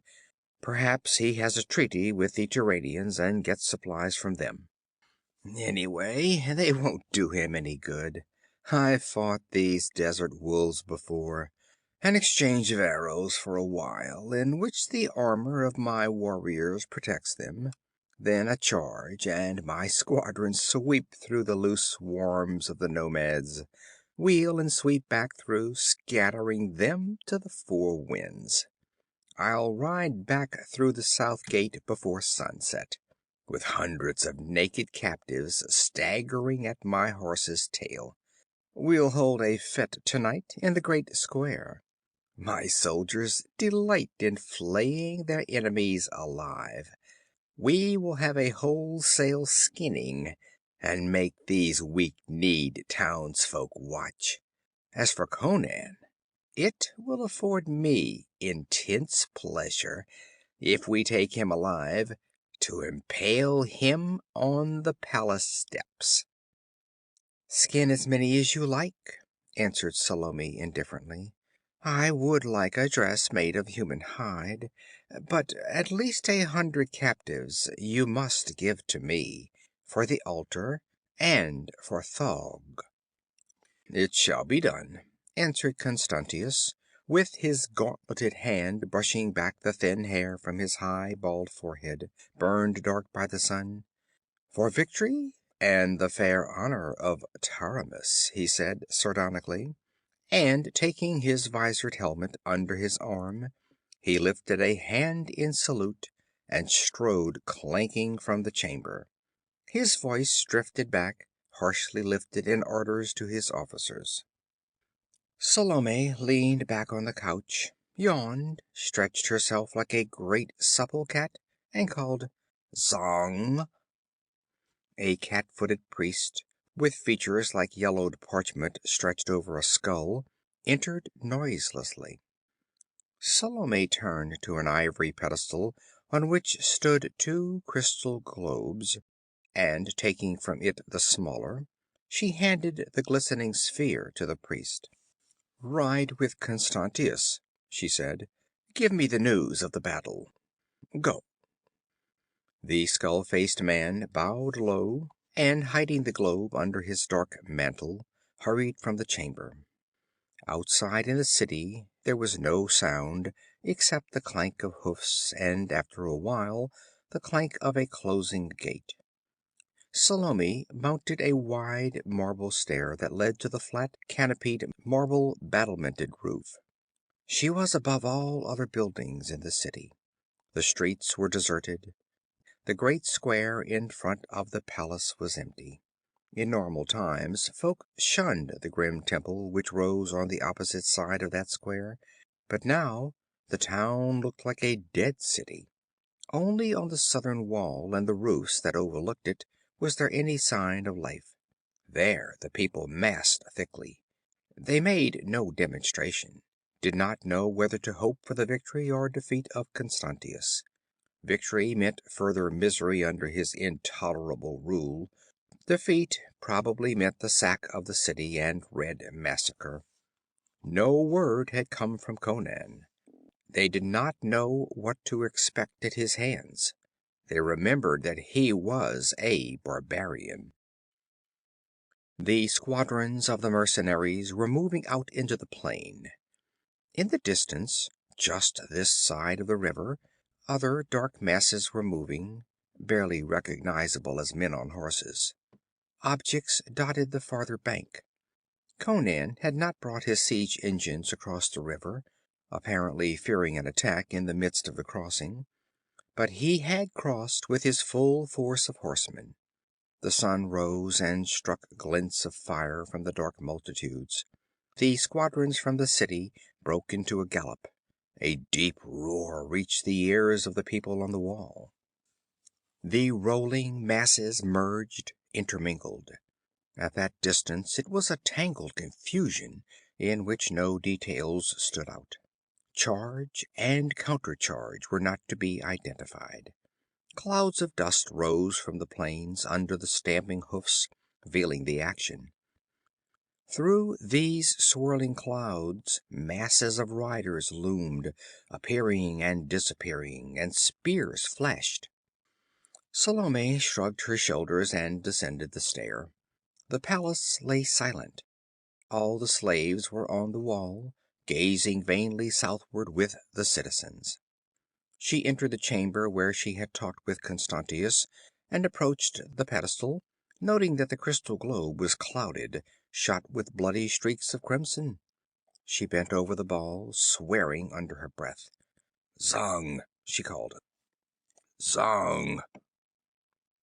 Mists swirled in the sphere, resolving themselves into billowing dust clouds, through which black figures rushed unrecognizably. Steel glinted like lightning in the murk. Then the face of Zang leaped into startling distinctness. It was as if the wide eyes gazed up at Salome. Blood trickled from a gash in the skull-like head.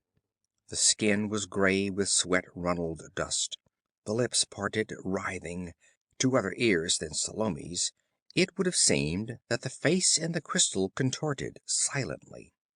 But sound to her came as plainly from those ashen lips as if the priest had been in the same room with her, instead of miles away shouting into the smaller crystal. Only the gods of darkness knew what unseen magic filaments linked together those shimmering spheres. "Salome!" shrieked the bloody head. "Salome!" "I hear," she cried. "Speak. How goes the battle?" "Doom is upon us!" screamed the skull-like apparition. "Khauran is lost. My horse is down, and I cannot win clear. Men are falling around me. They are dying like flies in their silvered mail." "Stop yammering and tell me what happened," she cried harshly. "We rode at the desert dogs, and they came on to meet us," yowled the priest. "Arrows flew in clouds between the hosts, and the nomads wavered. Constantius ordered the charge. In even ranks we thundered upon them. Then the masses of their horde opened to right and left, and through the cleft rushed 3,000 Hyborian horsemen, whose presence we had not even suspected. Men of Khauran, mad with hate. Big men in full armor on massive horses. In a solid wedge of steel they smote us like a thunderbolt. They split our ranks asunder before we knew what was upon us, and then the desert men swarmed on us from either flank.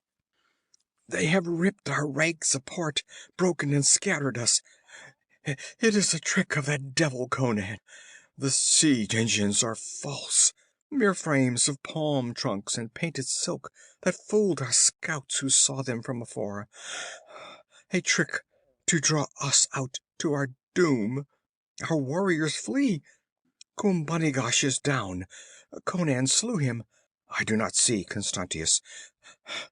The Kharani rage through our milling masses like blood-mad lions, and the desert men feather us with arrows. I... uh, uh, There was a flicker as of lightning or trenchant steel, a burst of bright blood, then abruptly the image vanished, like a bursting bubble, and Salome was staring into an empty crystal ball that mirrored only her own furious features. She stood perfectly still for a few moments, erect and staring into space. Then she clapped her hands, and another skull-like priest entered, as silent and immobile as the first.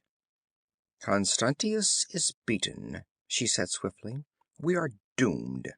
Conan will be crashing at our gates within the hour. If he catches me, I have no illusions as to what I can expect. But first, I am going to make sure that my cursed sister never ascends the throne again. Follow me. Come what may, we shall give Thog a feast.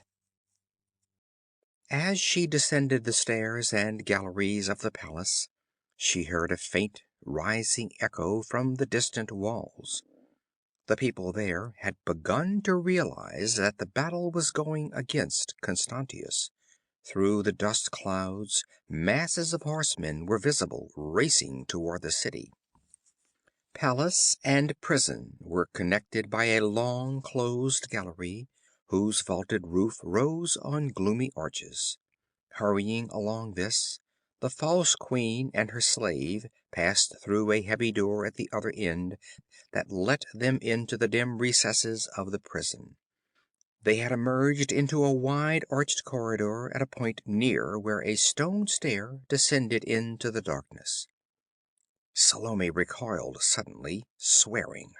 In the gloom of the hall lay a motionless form, a Shemitish jailer. His short beard tilted toward the roof as his head hung on a half-severed neck. As panting voices from below reached the girl's ears, she shrank back into the black shadow of an arch, pushing the priest behind her, her hand groping in her girdle. End of chapter 5. Chapter 6. The Vulture's Wings. It was the smoky light of a torch which roused Taramis, queen of Khauran, from the slumber in which she sought forgetfulness.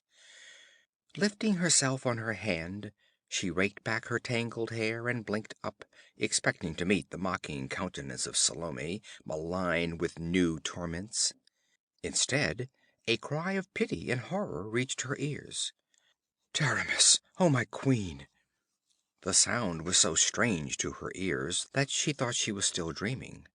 Behind the torch she could make out figures now, the glint of steel, then 5 countenances bent toward her, not swarthy and hook-nosed, but lean, aquiline faces, browned by the sun. She crouched in her tatters, staring wildly. One of the figures sprang forward and fell on one knee before her, arms stretched appealingly toward her. "Oh, Taramis, thank Ishtar we have found you! Do you not remember me, Valerius? Once with your own lips you praised me after the battle of Corveka." "Valerius!" she stammered. Suddenly tears welled into her eyes. "Oh, I dream. It is some magic of Salome's to torment me." "No!" The cry rang with exultation. "It is your own true vassals come to rescue you. Yet we must hasten. Constantius fights in the plain against Conan, who has brought the Zuagirs across the river. But 300 Shemites yet hold the city. We slew the jailer and took his keys, and have seen no other guards. But we must be gone. Come." The queen's legs gave way, not from weakness, but from the reaction. Valerius lifted her like a child, and with the torch bearer hurrying before them, They left the dungeon and went up a slimy stone stair. It seemed to mount endlessly, but presently they emerged into a corridor. They were passing a dark arch when the torch was suddenly struck out, and the bearer cried out in fierce, brief agony. A burst of blue fire glared in the dark corridor, in which the furious face of Salome was limned momentarily, with a beast-like figure crouching beside her. Then the eyes of the watchers were blinded by that blaze. Valerius tried to stagger along the corridor with the queen. Dazedly, he heard the sound of murderous blows driven deep in flesh, accompanied by gasps of death and a bestial grunting. Then the queen was torn brutally from his arms, and a savage blow on his helmet dashed him to the floor. Grimly, he crawled to his feet, shaking his head in an effort to rid himself of the blue flame which still seemed to dance devilishly before him. When his blinded sight cleared, he found himself alone in the corridor. Alone except for the dead.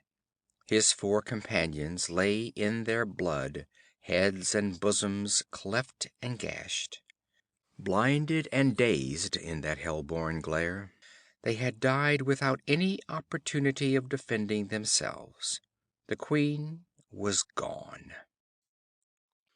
With a bitter curse, Valerius caught up his sword, tearing his cleft helmet from his head to clatter on the flags.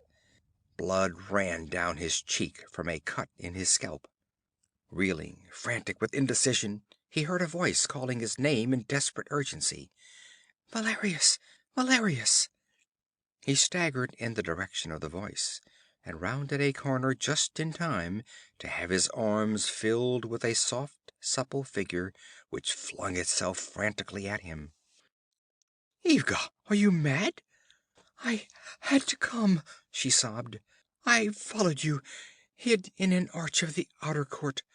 A moment ago I saw her emerge with a brute who carried a woman in his arms.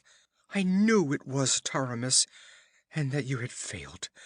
Oh, but you are hurt." A scratch. He put aside her clinging arms.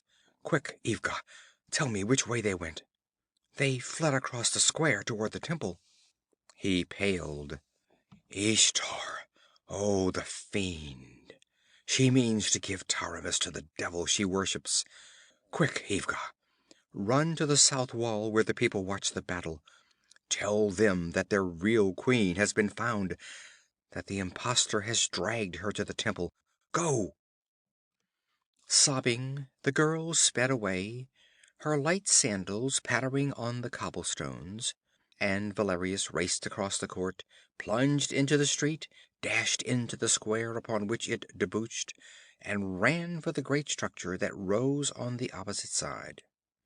His flying feet spurned the marble as he darted up the broad stair and through the pillared portico. Evidently their prisoner had given them some trouble. Taramis, sensing the doom intended for her, was fighting against it with all the strength of her splendid young body.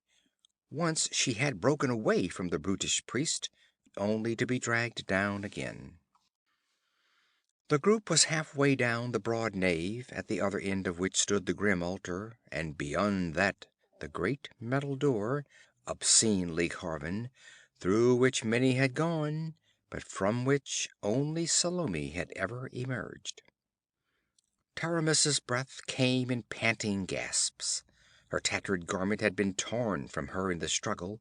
She writhed in the grasp of her apish captor like a white, naked nymph in the arms of a satyr. Salome watched cynically, though impatiently, moving toward the carven door, and from the dusk that lurked along the lofty walls the obscene gods and gargoyles leered down, as if imbued with salacious life. Choking with fury, Valerius rushed down the great hall, sword in hand. At a sharp cry from Salome, the skull-faced priest looked up, then released Taramis, drew a heavy knife, already smeared with blood, and ran at the oncoming Khaurani.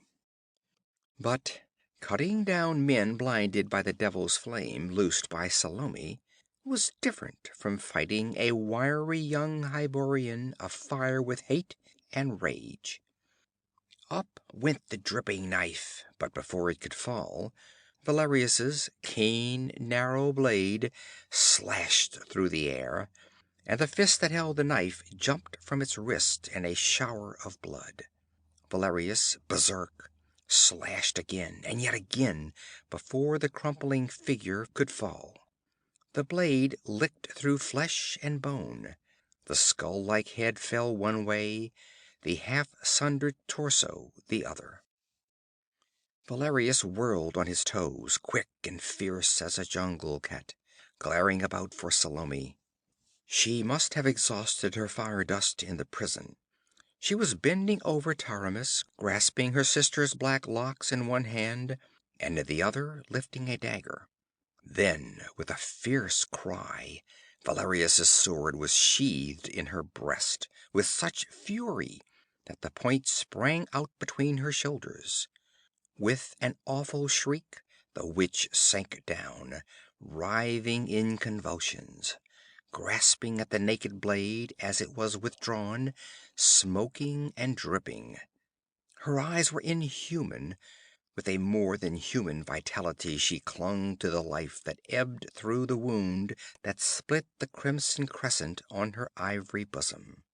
She groveled on the floor, clawing and biting at the naked stones in her agony. Sickened at the sight, Valerius stooped and lifted the half-fainting queen. Turning his back on the twisting figure on the floor, he ran toward the door, stumbling in his haste. He staggered out upon the portico, halted at the head of the steps. The square thronged with people. Some had come at Ivka's incoherent cries, others had deserted the walls in fear of the on-sweeping hordes out of the desert, fleeing unreasonably toward the center of the city. Dumb resignation had vanished. The throng seethed and milled, yelling and screaming. About the road there sounded somewhere the splintering of stone and timbers. A band of grim Shemites cleft the crowd, the guards of the northern gates, hurrying toward the south gate to reinforce their comrades there. They reined up short at the sight of the youth on the steps, holding the limp, naked figure in his arms. The heads of the throng turned toward the temple. The crowd gaped. A new bewilderment added to their swirling confusion. "Here is your queen!" yelled Valerius, straining to make himself understood above the clamor. The people gave back a bewildered roar. They did not understand, and Valerius sought in vain to lift his voice above their bedlam. The Shemites rode toward the temple steps, beating a way through the crowd with their spears. Then a new, grisly element introduced itself into the frenzy. Out of the gloom of the temple behind Valerius wavered a slim, white figure, laced with crimson. The people screamed. There, in the arms of Valerius, hung the woman they thought their queen, yet there in the temple door staggered another figure, like a reflection of the other. Their brains reeled. Valerius felt his blood congeal as he stared at the swaying witch girl. His sword had transfixed her, sundered her heart. She should be dead. By all laws of nature she should be dead. Yet there she swayed on her feet, clinging horribly to life. "Thug!" she screamed, reeling in the doorway. "Thug!" As an answer to that frightful invocation, there boomed a thunderous croaking from within the temple, the snapping of wood and metal. "That is the queen!" roared the captain of the Shemites, lifting his bow. "Shoot down the man and the other woman!"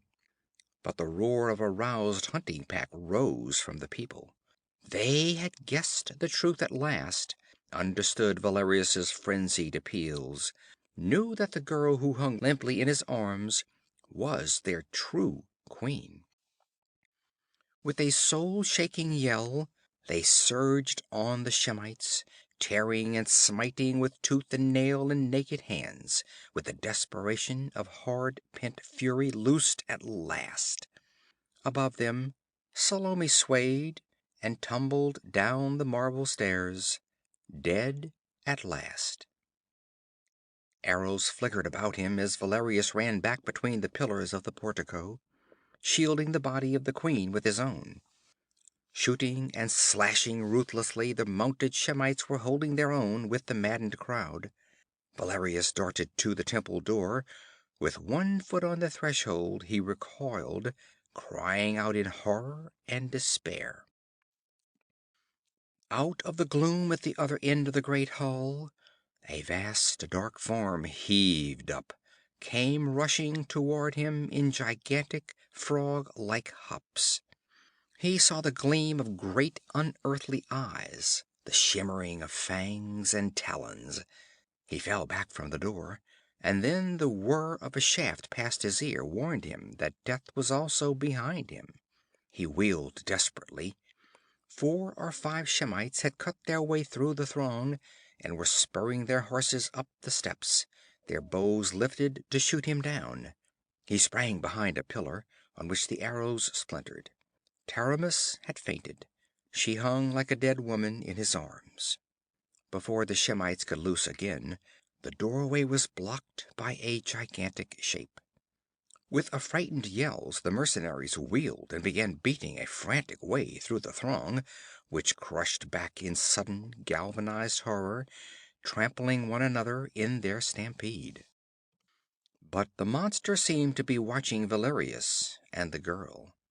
Squeezing its vast, unstable bulk through the door, it bounded toward him as he ran down the steps.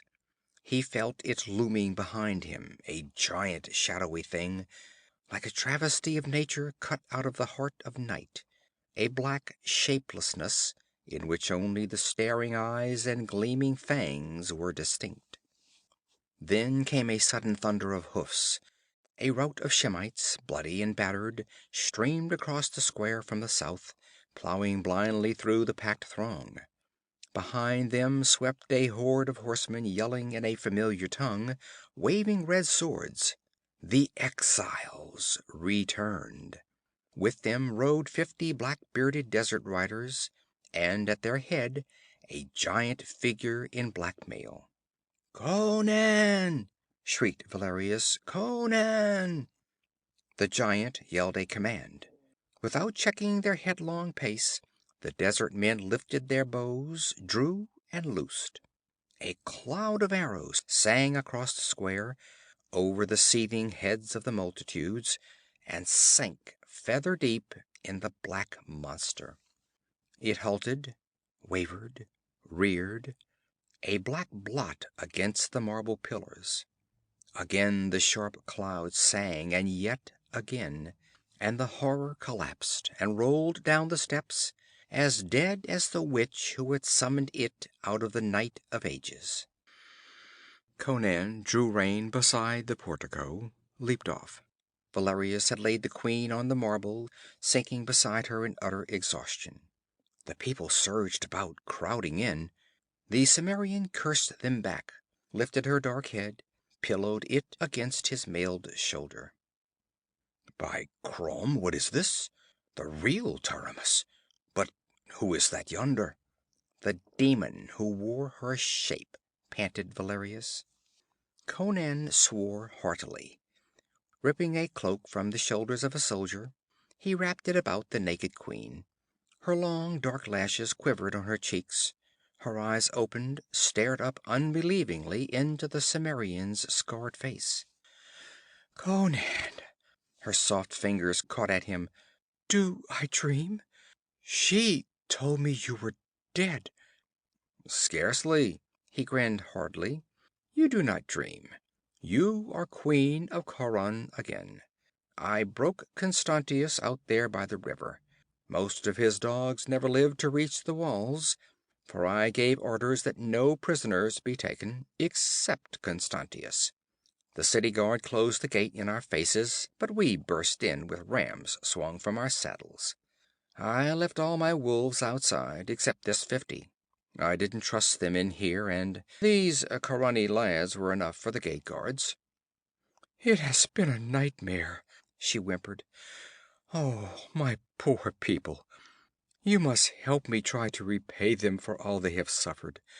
Conan, henceforth counselor as well as captain. Conan laughed, but shook his head. Rising, he set the queen upon her feet, and beckoned to a number of his Khaurani horsemen who had not continued the pursuit of the fleeing Shemites. They sprang from their horses, eager to do the bidding of their new-found queen. No, lass, that's all over with. I'm chief of the Zuagirs now, and must lead them to plunder the Turanians, as I promised. This lad, Valerius, will make you a better captain than I. I wasn't made to dwell among marble walls anyway. But I must leave you now and complete what I've begun. Shemites still live in Khauran. As Valerius started to follow Taramis across the square toward the palace, through a lane opened by the wildly cheering multitude, he felt a soft hand slipped timidly into his sinewy fingers, and turned to receive the slender body of Ivga in his arms. He crushed her to him and drank her kisses with the gratitude of a weary fighter who has attained rest at last through tribulation and storm. But not all men seek rest and peace. Some are born with the spirit of the storm in their blood, restless harbingers of violence and bloodshed, knowing no other path. The sun was rising. The ancient caravan road was thronged with white-robed horsemen, in a wavering line that stretched from the walls of Khauran to a spot far out in the plains. Conan the Cimmerian sat at the head of that column, near the jagged end of a wooden beam that stuck up out of the ground. Near that stump rose a heavy cross, and on that cross a man hung by spikes through his hands and feet. 7 months ago, Constantius, said Conan, it was I who hung there, and you who sat here. Constantius did not reply. He licked his gray lips, and his eyes were glassy with pain and fear. Muscles writhed like cords along his lean body. You are more fit to inflict torture than to endure it, said Conan tranquilly. I hung there on a cross as you are hanging, and I lived, thanks to circumstances and a stamina peculiar to barbarians. But you civilized men are soft. Your lives are not nailed to your spines as are ours. Your fortitude consists mainly in inflicting torment, not in enduring it. You will be dead before sundown, and so, falcon of the desert, I leave you to the companionship of another bird of the desert. He gestured toward the vultures, whose shadows swept across the sands as they wheeled overhead. From the lips of Constantius came an inhuman cry of despair and horror. Conan lifted his reins and rode toward the river that shone like silver in the morning sun. Behind him the white-clad riders struck into a trot.